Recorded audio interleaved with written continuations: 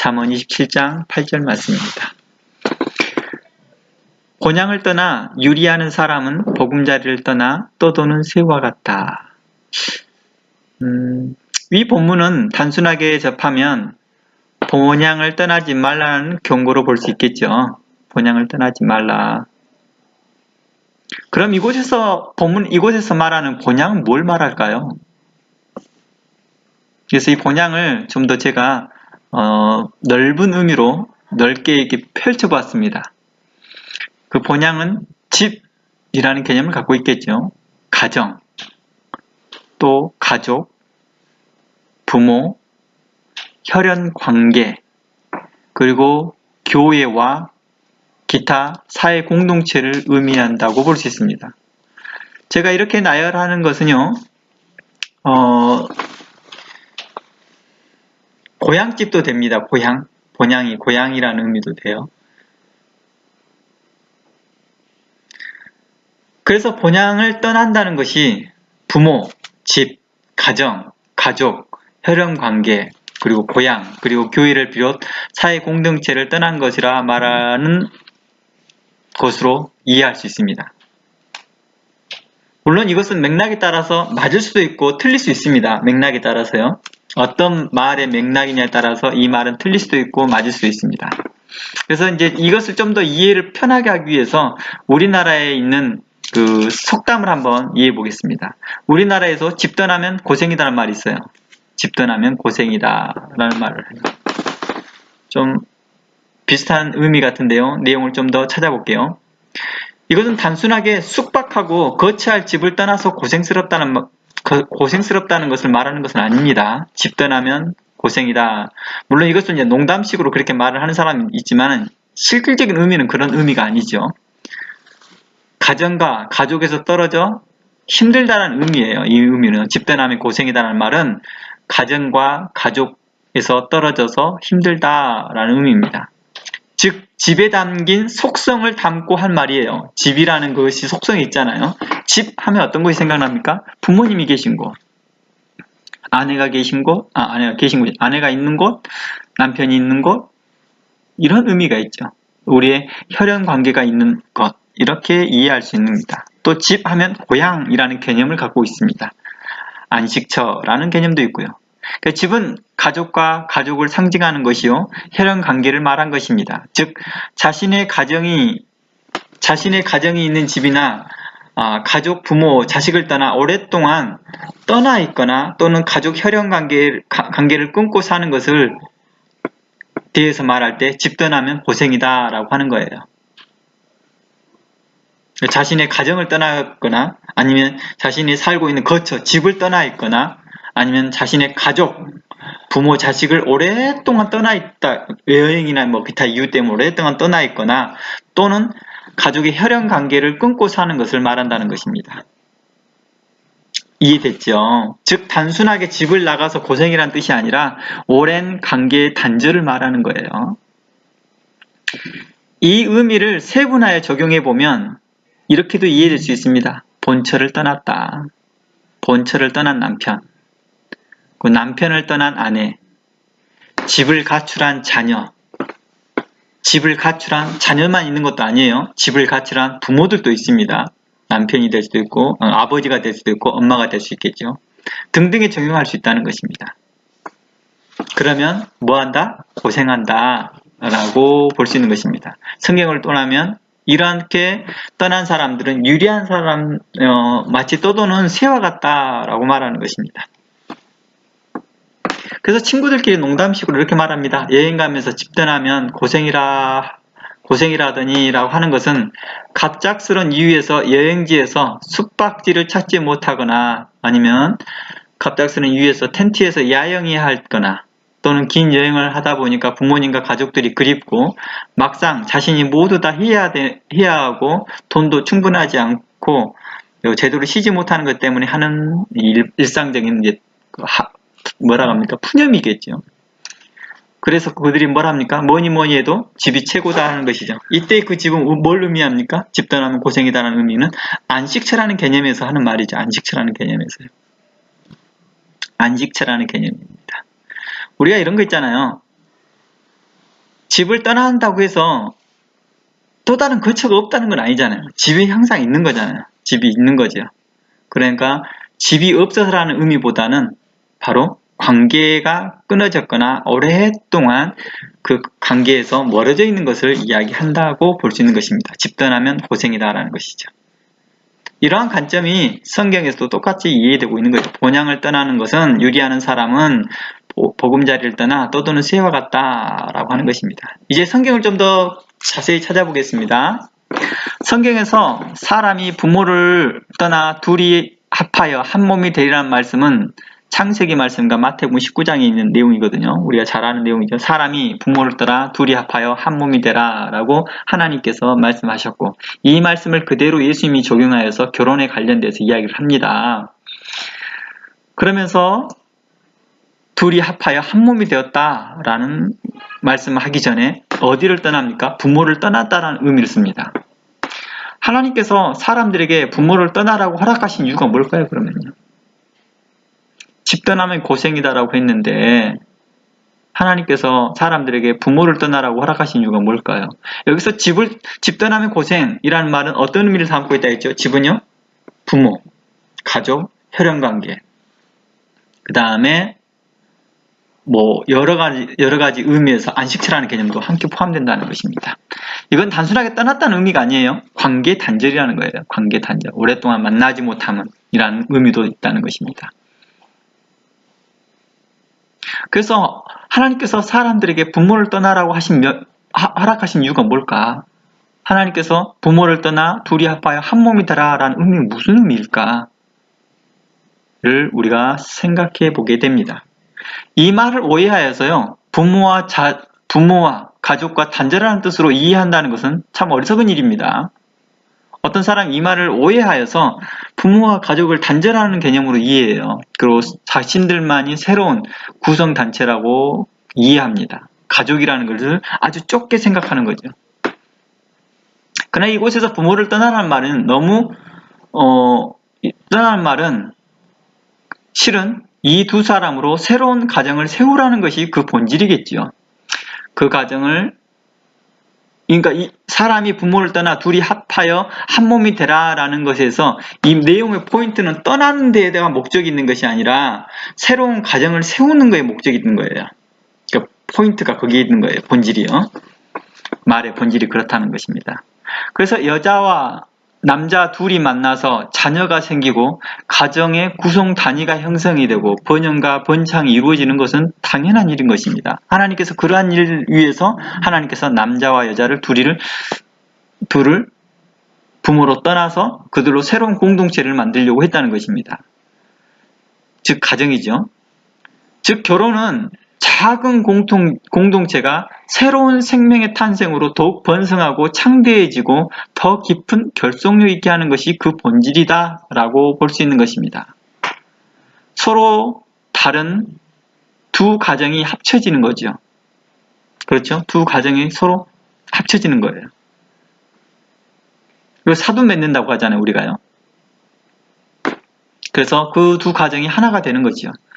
다시 말해보면 떠나는 것이 아니라 더 큰 공동체가 만들어지고 있는 거네요. 그쵸? 그리고 그것을 떨어졌거나 분리되지 않게 맺어주는 것을 우리는 사랑이라고 말합니다. 그래서 부부의 만남을 기초가 사랑이죠. 자녀의 형성도 그 사랑의 결과물이라고 보는 거죠, 우리가요. 그리고 결혼은요, 혈연만큼이나 강력한 결속력을 갖게 합니다. 그래서 사돈이라 할지라도 가족이란 울타리에 둡니다. 그렇죠? 그래서 그 일가족, 사돈 내 팔촌이라는 말이 나올 정도죠. 그 일가족이라고 말하는 것은 무슨 뜻이에요? 그 일가족을 몰살하라 라고 하는 것은요, 사돈 내 팔촌까지를 포함했어요, 예전에는요. 그 일가족이라고 말하는 것은요. 그 일가족, 사돈 내 팔촌까지 범위를 이렇게 확정했습니다. 그 일가족이라는 개념으로요. 이는 다분히 한국만의 정서가 아닙니다. 전 세계가 이러한 정서를 갖고 있다는 것입니다. 이는 우리의 삶을 가볍게 돌아보아도 쉽게 알 수 있는 부분입니다. 결혼은 부모로부터 관계 단절이 아니라 도리어 부모와 더 깊은 결속력을 갖게 했다는 것을 역사와 시간이 우리에게 설명해 준 것입니다. 그러니까 부모를 떠난다라는 것에 떠나는 것에 이 의미의 본질이 있는 게 아니라는 것입니다. 이 두 사람이 서로 다른 모르는 사람이 만나서 한 몸이 됨으로 인해서 이제 잠시 떠나 있던 것이 이제 어떤 거예요? 더 큰 공동체를 맺어주고 더 큰 결속력을 갖게 해주는 것이죠. 이거와 똑같은 거예요. 여행하는 사람인 것 같죠. 잠시 여행하는 거예요. 잠시요. 이러한 의미를 갖고 있는 것입니다. 근데 이것을 오해하여서 독단적인 가정이라는 개념은 없다라는 것입니다. 말하는 것은 아니라는 것입니다. 그래서 이런 것들을 더욱더 볼 수 있는 것이 아브라함과 야곱과 이삭의 삶을 돌아보아도 알 수 있습니다. 계속 이렇게 말하잖아요. 아브라함의 하나님, 야곱의 하나님, 이삭의 하나님. 왜 계속해서 부모님을 거론하냐는 거예요. 위에 조상들을 거론하냐는 거예요. 만약에 떠났으면 더 이상 독립된 가정이라 한다면 그렇게 하면 안 되잖아요. 하나님도 반대로 이야기해요.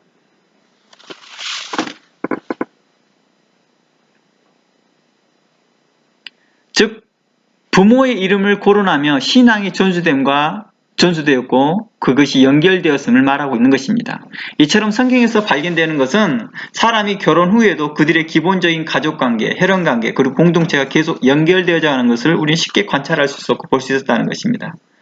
결혼함으로 그들은 더 큰 공동체가 형성되었으며 정리해보면 형성되었습니다. 그러다 보니까 결혼이라는 의미가 어떤 의미를 갖고 있습니까? 분리라는 개념이 아니라 더 큰 결속력을 갖겠다는 것입니다. 이제 다시 정리해보면 결혼은 독립을 위한 것처럼 보이지만 실상 본질은 더 깊은 결속력을 갖게 하고 동시에 생육하고 번성하고 확장하는 데 그 초점이 있다는 것입니다. 이제 성경 본문에서 이제 잠언서 27장 8절을 이제 본문에서 말하고자 하는 내용을 좀 더 이제 자세하게 이해해보고자 합니다. 본향을 떠난 사람. 이것은 무슨 뜻으로 이제 우리가 더 이해될 수 있을까요? 제가 좀 더 읽어볼게요. 본향을 떠나 유리하는 사람은 보금자리를 떠나 떠도는 새와 같다. 이 본문에서 떠나 유리하는 사람으로 묘사되어 있잖아요. 떠나 유리하는 사람. 자, 이 본문을 자세히 읽어볼게요. 떠나기는 떠났는데 정착하는 것이 아니라 유리한데요. 유리라는 게 뭐예요? 정착하지 못하고 여기저기 방황하는 거죠. 배회하는 것을 유리하다라고 말하거든요. 여기저기 배회하다는 거예요. 그러니까 이 사람에 대한 내용은 뭘 말하고 있습니까? 본향을 떠나 정착하지 못하고 유리하는 거죠. 그러한 사람들에게 해당되는 말씀이라는 거예요. 잠언 27장 8절은요.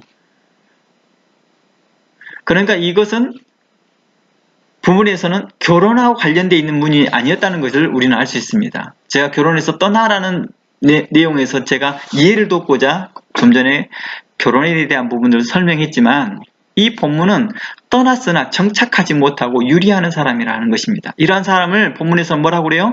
마치 새가 둥지를 떠난 것과 같다는 것입니다. 그래서 맴맴맴 돌고 있는 모습이죠. 근데 이 둥지를 그냥 떠난 게 아닙니다. 보통 새의 새는 일반적으로 본능적으로 자기 둥지에 찾아옵니다. 근데 새가 그 둥지를 찾지 말고 빙빙 도는 이유가 뭘까요? 몇 가지 이유가 있는 중에 그 중에 한 가지가 다른 동물들에게 빼앗김을 당해서 그래요. 그 둥지를요. 아니면 본인이 다치거나 또 새가 가끔씩 기억을 못하는 새들도 있습니다. 이게 아파서요. 그래서 돌아오지 못하고 빙빙빙 도는 경우가 있습니다. 이제 새들 중에서 이게 첫 날개짓 하는 그런 새들이 종종 이런 새들이 있어요. 날개짓 연습하다가 둥지에서 내려왔는데 그 둥지를 못 찾아가는 거예요. 날지도 못하고 다쳤으니까요. 즉 잠언 본문에서 본향을 떠났다는 것은 곧 부모, 집, 가정, 가족, 혈연관계, 고향 그리고 교회를 비롯 사회 공동체로서 단순히 떠난 것을 말하는 것이 아니라 관계를 끊어버린 것을 이야기하고 있는 것입니다. 관계를 끊어버린 것을요. 이러한 상황을 잠언 본문에서는 마치 새가 자신의 보금자리를 빼앗기거나 잃어버리고 난 후에 배회하는 것으로 비유해 준 거죠. 이를 개인의 신앙으로 이제 적용해 볼까요? 개인의 신앙으로 적용해 보면 교회를 떠난 사람, 신앙을 떠난 사람, 말씀을 떠난 사람으로 이해할 수 있다는 것입니다. 여기서 떠났다는 것은 정착하지 못하는 거예요. 배회하고 있는 것입니다. 우리가 교회를 옮길 수 있잖아요. 그렇죠? 교회는 옮길 수 있습니다. 그러나 교회를 떠나고 난 후에 정착을 못하는 거예요. 신앙을 떠났습니다. 근데 하나님의 그 신앙을, 여기서는 신앙을 떠났다는 것은 더 이상 뭘 의미해요? 그 자체가요? 정착하지 못한다는 의미죠. 여기서 하나님을 떠났는데 또 다른 하나님을 찾는다는 것은 우리는 그걸 정착이라고 말하지 않아요. 그렇죠? 그것은 배회하고 있다라고 이해하는 것이죠. 그래서 성경에서 이렇게 표현할 수 있습니다. 신앙을 떠난 사람, 말씀을 떠난 사람, 이렇게도 이해할 수 있습니다. 또한 교회를 떠난 사람, 이렇게 표현할 수 있습니다. 그래서 본향을 떠나 선택한 것 중에서 가장 최악이라고 할 수 있는 것은 바로 하나님을 떠난 것이죠. 하나님을 떠난 것, 그것을 최악의 선택이다라고 말하는 것이죠. 그래서 교회를 떠나고 신앙을 떠나고 말씀을 떠났다는 그것은 하나님을 떠났다는 의미로 이해될 수 있는 것은 하나님을 떠난 사람들의 전조 증상들이 이러한 모습이 나타나니까요. 하나님을 떠난 사람들의 전조 증상들이 이런 현상이 나타나는 거죠. 그 사람들이 점점 신앙에 관심을 갖게 되지 않아요. 교회에 대해서 좀 어떻게 해요? 말씀에 대해서 좀 더 점점 떠나 있는 모습이죠. 그러다 결국에는 교회 출석을 거부하기 시작합니다. 이러한 전조 증상들이 나타나죠. 물론 교회를 출석하지 않는다고 해서 하나님을 아예 부인하거나 그런 사람 부인하지 않고 사는 사람 많아요. 일명 가나안 교회 사람들이죠. 성도들, 가나안 성도들이죠. 그래서 겉으로 신앙생활을 하는 것처럼 보이고 겉으로는 말씀을 듣고 예배에 참여하는 것 같으나 믿음이 없이 속이 공허한 사람들도 있기 때문에 꼭 나타나는 모습만으로 단정 지을 수 없다는 것입니다. 일반적인 상황에서는 신앙과 교회와 말씀을 멀리하는 것을 하나님으로부터 떠난 모습으로 보기 때문이죠. 우리가요. 하나님을 떠난 사람, 말씀을 떠난 사람, 그러니까 내 안에서 찬양이 사라지고 내 안에 그 신앙에 대한 어떤 간절함이 사라지고 있는 것들은 바로 이러한 부분들이죠. 우리가 지난주에도 우리가 함께 쉐어링하면서도 하고 우리가 말씀에서 나눴지만 어떤 것이었습니까? 예수님을 초청하였던 바리새인은 실상 자신의 예수님을 영접해놓고도 그분이 메시아인지 아닌지를 항상 의심하고 있는 거예요. 바로 이러한 것들이 어떤 모습과 같습냐? 배회하고 있는 것 같아요. 배회하고 있는 거예요. 고린도후서 13장 한번 들어가 볼게요. 고린도후서 13장 말씀 가볼게요.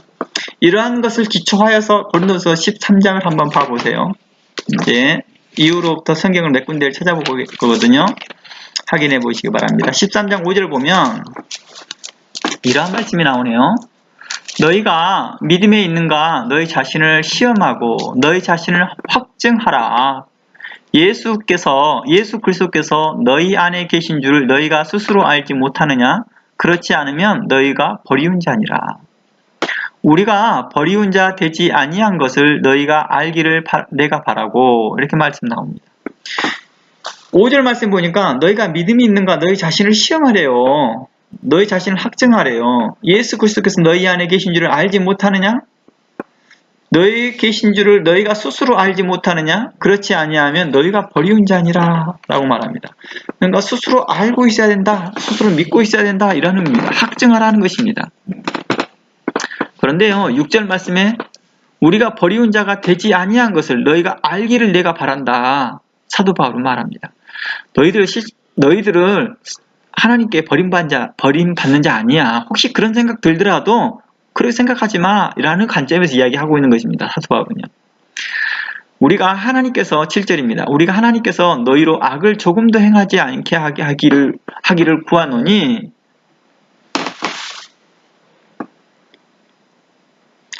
이는 우리가 옳은 자임을 나타내려 함이니라. 오직 우리는 버리운 자 같을지라도 너희로 선을 행하게 하고자 함이니라. 우리는 진리를 거스려 아무것도 할 수 없고 오직 진리를 위할 뿐이다 라고 말합니다. 사도 바울은 계속 고린도 교회 성도들을 격려하면서 너희들이 혹 하나님께서 이런 환난 가운데 또 여러 어려움 가운데 도와주지 않음으로 인해서 너희들이 낙심되어졌느냐? 너희가 마치 하나님 앞에 아무런 도움받지 못한 버리운 자처럼 생각하느냐? 그거 생각하지 마. 이렇게 다시 한번 도덕이면서 그들의 신앙을 행하게 합니다. 그러면서 너희가 혹시 우리가 버리운 자 같을지라도 우리가 선을 행하면 돼. 우리 선을 행하자. 여기서 우리가 말하는 이 선은 뭘 의미입니까? 우리가 지금 야고보서의 기준점에서 이야기를 해본다면 서로 사랑하는 것입니다. 서로 복음을 나눠주고 그 복음의 그리스도의 복음을 함께 쉐어링하는 것입니다. 때를 얻든지 못 얻든지 계속해서 복음으로 그들에게 하나님의 사랑을 전하려고 하는 것입니다. 이것이 선행이라고 말하는 거죠. 그러므로 우리는 진리를 거스르지 말고 진리를 위하여 일해라 라고 말했던 것입니다. 그래서 성경과 찬양에서 이런 말들이 자주 나와요. 나의 안에 거하라. 나는 너의 하나님이다. 라는 이런 격려 말을 하십니다. 내가 너 안에 있거든. 그러니까 두려워하지 마. 이런 말씀이죠. 내가 너의 하나님이다. 이런 찬양 기사, 이런 성경의 내용들이 있다는 것입니다. 주 안에 거하는 것이 우리의 보금자리요, 안식처요, 본향이다라는 것입니다. 그래서 성경에는 주는 나의 피난처요, 주는 나의 산성이요, 그리고 주는 나의 하나님이시다. 또 이러한 말씀도 있습니다. 하나님은 나의 아버지시요, 나의 구원자요, 나의 소망이요 라는 말씀이 있습니다. 그리고 예수님께서는 이렇게 말합니다. 내가 너희를 위하여 거치할 곳을 준비하러 가겠다. 내 아버지의 집은 거할 곳이 많도다 라고 하셨던 말씀들이 있습니다. 우리는 그래서 본향집으로 돌아간다 라는 말씀을 하는 경우가 바로 이런 것입니다. 그래서 이 모든 것들이 본향을 의미하고 본향을 떠돈다 라는 것은 관계 단절을 의미했던 것입니다. 히브리서 13장 4절 한번 가볼게요. 히브리서 13장 4절에서 8절까지입니다. 거기를 보면 이런 말씀들이 나오네요. 모든 사람은 혼인을 귀히 여겨라. 침소를 더럽히지 않게 하라. 라고 말합니다. 히브리서 13장 4절에서 모든 사람은 혼인을 귀히 여기라는 말은 뭘까요? 자신이 하나님께서 허락하신 그 공동체, 새 생명, 가족을 형성시키는 것을 귀히 여기라는 것입니다. 귀히 여기지 아니하고 단절하는 것은 뭡니까? 새롭게 형성된 가족에 대한 그 공동체에 대해서 결속을 그냥 포기하는 것입니다. 바로 이러한 것들을 이야기하고 있는 것입니다. 스스로 본향을 떠나는 걸 선택하는 것이다 라고도 볼 수 있는 거겠죠. 침소를 더럽히지 않게 하라. 음행하는 자들과 간음하는 자들은 하나님이 심판할 것이다. 5절. 돈을 사랑하지 말라. 있는 바를 족한 줄로 알라. 그가 친히 말씀하시기를 내가 과연 너희를 버리지 아니하고 과연 너희를 떠나지 아니할 것이다 라고 하나님은 우리에게 약속합니다. 너희가 혹 버리운 자 같이 느낄지라도 너희는 이 말씀을 기억해. 하나님은 우리를 결코 버리지 않으셔. 결코 떠나지 않으신다 라고 말하는 것입니다. 그러므로 6절 말씀에 그러므로 우리가 담대히 가로되 주는 나를 돕는 자시니 내가 무서워 아니하겠노라. 사람이 내게 어찌할 것이냐. 사람이 내게 아무것도 할 수 없다. 나는 무서워하지 않겠습니다. 라고 고백하는 것이죠. 7절 하나님의 말씀을 너희에게 이루고 너희를 인도하던 자들을 생각하며 저희 행실을 종말을 주의하여 보고 저희 믿음을 본받으라. 예수 그리스도는 어제나 오늘이나 영원토록 동일하니라 라고 해서 히브리서 13장을 마무리합니다. 이 말씀을 그대로 이 말씀이 어디를 인용되어졌는가 했더니 신명기 31장을 보면 이 말씀이 나와요. 6절 말씀에 너는 마음을 강하게 하고 담대히 하여 그들을 두려워 말라. 그들 앞에 떨지도 말라. 이는 내 하나님 여호와 그가 너와 함께 행하실 것임이라. 반드시 너를 떠나지 아니할 것이며 버리지 아니할 것이니라. 이 말씀은 우리가 고난에 있거나 우리가 환난에 있거나 우리가 두려움 가운데 있거나 우리가 낙심 가운데 있거나 우리의 신앙이 불완전하여질 때 또 우리의 신앙이 온전치 못할 때 하나님이 이 말씀을 통해서 우리의 신앙을 북돋아 주시면서 우리의 신앙을 굳게 세우라고 말합니다. 여호수아서 1장 7절 말씀 있고요. 제가 마무리해 보겠습니다. 여호수아서 1장 7절입니다.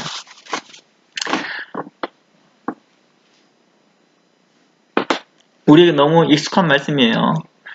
오직 너는 마음을 강하게 하고 극히 담대히 하여 나의 종 모세가 내게 명한 율법을 다 지켜 행하고 좌로나 우로나 치우치지 말고 그리로 행하면 어디로 가든지 형통하리라. 이곳에서 말씀을 이렇게 말합니다. 내가 내게 명한 율법을 다 지켜 행하고 좌로나 우로 치지 말고 그리로 행하면 형통할 것이다. 우리가 말씀을 떠나거나 하나님을 떠나게 되면 우리의 삶이 어때요? 괴롭다라는 것을 다른 말로 설명해 주는 것입니다. 배회하는 새와 같고 둥지를 떠난 새와 같다라고 여호수아 1장 7절을 통해서 우리는 이렇게 이해할 수 있습니다. 그래서 8절에 이렇게 말합니다. 이 율법책을 내 입에서 떠나지 말게 해라. 율법에서 떠나지 말라 이거죠. 주야로 그것을 묵상해라. 그 가운데 기록한 대로 다 지켜 행하라 라고 말합니다. 여기서 그 가운데 기록한 대로 다 지켜 행하라 라는 개념, 이 말씀을 야고보서의 개념과 지금까지 우리가 설명했던 그 사도 바울 또 로마서의 그 개념으로 이해한다면 뭡니까? 서로 사랑하라는 것입니다. 서로 사랑하라. 로마서와 또 베드로 그 다음 사도 바울이 했던 말이 뭡니까? 서로 사랑하라. 그리고 사도 요한도 했던 말씀이 뭡니까? 서로 사랑하라. 이것이 율법의 완성이다. 이렇게 말했던 것이죠. 그러면 내 길이 평탄하게 될 것이라. 내가 형통하게 될 것이다. 내가 내게 명한 것이 아니냐. 마음을 강하게 하고 담대히 하라. 두려워하지 말라. 놀라지 말라. 내가 어디로 가든지 내 하나님 여호와가 너와 함께 할 것이다. 라고 말합니다. 우리 마음을 강하게 하고 우리 마음을 담대히 해야 되는 이유가 우리 스스로가 아니라 우리가 믿는 그 하나님이 계심이기 때문이다. 라고 믿는 거예요. 너의 하나님, 우리 하나님이 너와 함께 할 것이야. 그러니 두려워하지 말어. 그리고 그 말씀을 네 마음판에 새겨라. 그 말씀이 너로 형통하게 할 것이다. 라고 했던 말씀 같습니다. 그러면 오늘 본문에서 본향을 떠나는 자에 대해서 이야기해 볼 때 이 사람에 대해서 우리는 신앙의 관점에서 놓고 이야기할 때 교회를 떠난 사람, 신앙을 떠난 사람, 말씀을 떠난 사람, 그리고 더 나아가 하나님을 떠나버린 사람, 이러한 사람들은 마치 보금자리를 빼앗겨서 떠도는 새와 같다라고 하는 것 같습니다. 우리는 이런 어리석은 선택을 하지 말고 우리에게 하나님의 말씀이 우리에게 어떻게 역사하는지를 계속 상고하고 묵상하면서 그 말씀에 거하여서 여러분의 삶이 형통하고 근심 없는 삶을 여러분 가운데 영위하기를 원합니다. 그리스도께서 여러분들에게 힘과 용기와 지혜가 되십니다. 우리 다 함께 기도하고 마치겠습니다. 하나님 감사합니다. 오늘도 우리와 함께 하시고 우리를 인도하신 하나님께 감사합니다.